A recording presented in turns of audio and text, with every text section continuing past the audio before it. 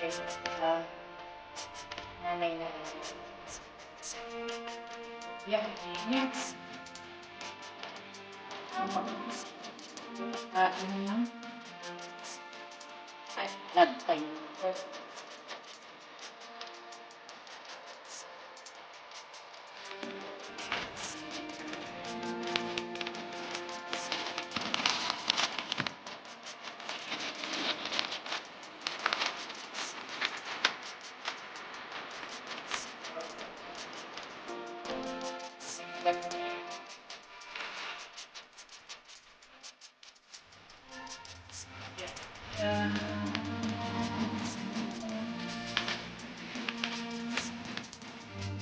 Nagsalag.